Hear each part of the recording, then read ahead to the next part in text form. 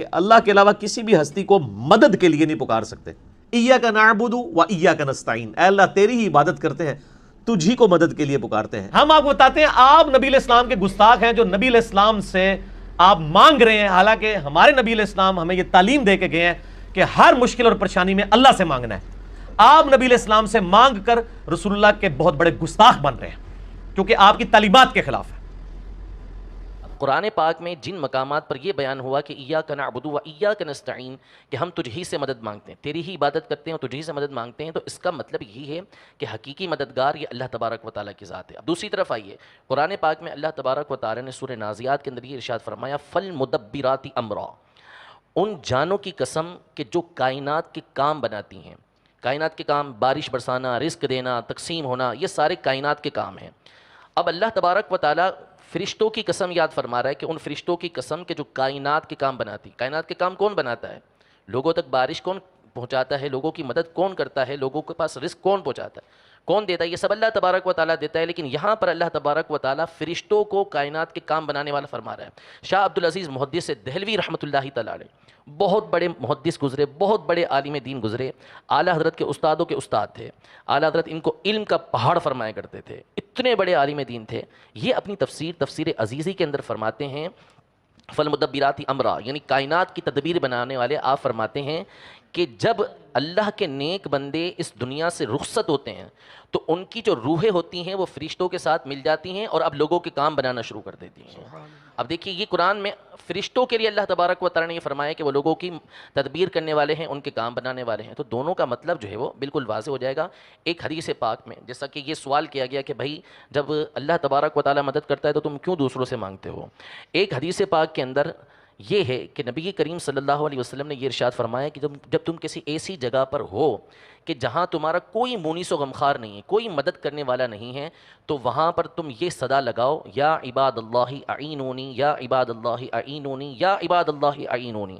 اے اللہ کے بندو میری مدد کرو، اے اللہ کے بندو میری مدد کرو، اے اللہ کے بندو میری مدد کرو.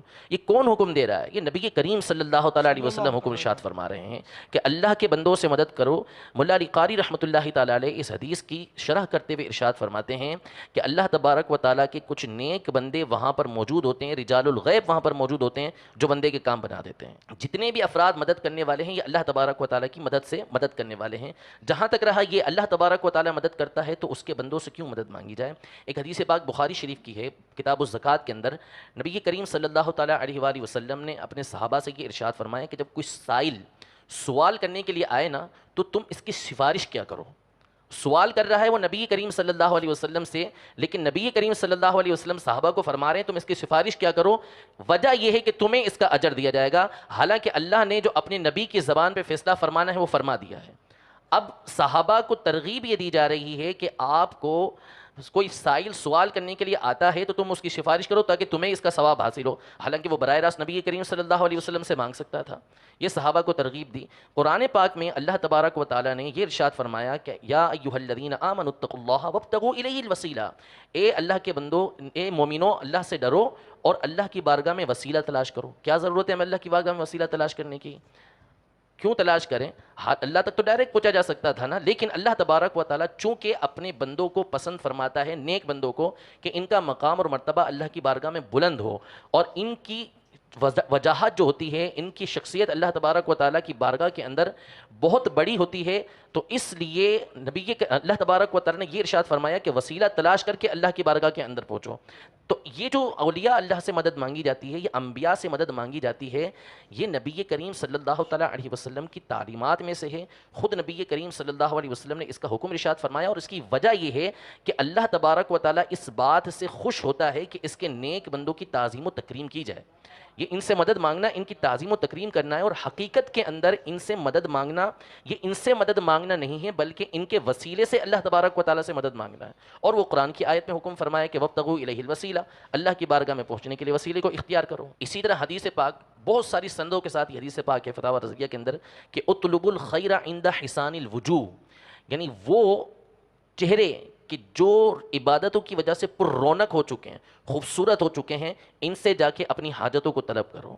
یعنی اس حدیث پاک کے اندر حکم دیا گیا کہ نیک لوگوں سے اپنی حاجتوں کو طلب کرو، اور پھر آپ صحابہ کرام علیہم رضوان کے عمل کی طرف آتے جائیں تو آپ کی آنکھیں کھلتی چلی جائیں گی۔ تو اس طرح اگر واقعات کو بیان کرتے جائیں تو سینکڑوں واقعات اس طرح کے موجود ہیں کہ جس میں صحابہ کرام علیہم رضوان نے نبی کریم صلی اللہ تعالیٰ علیہ وسلم سے ایسی مددیں مانگی ہیں کہ جس کا ہم تصور بھی نہیں کر سکتے۔ ایک صحابی رضی اللہ تعالیٰ عنہ، ان کا ہاتھ نکل گیا۔ اب بعض لوگ کہتے ہیں نا کہ یہ تو ساری جتنی بھی مددیں تھیں یہ دنیاوی مددیں ہیں، ایک صحابی کا ہاتھ نکل گیا تو اب ہونا کیا چاہیے؟ کسی طبیب کے پاس جائیں، کوئی ڈاکٹر سے اس کو سلوائیں، لیکن وہ نبی کریم صلی اللہ علیہ وسلم کی بارگاہ میں حاضر ہوا اور عرض کیا کہ میرا ہاتھ نکل گیا ہے۔ حضور علیہ الصلوۃ والسلام نے اپنا لعاب دہن اس پہ لگایا، ان کا ہاتھ جڑ گیا بالکل۔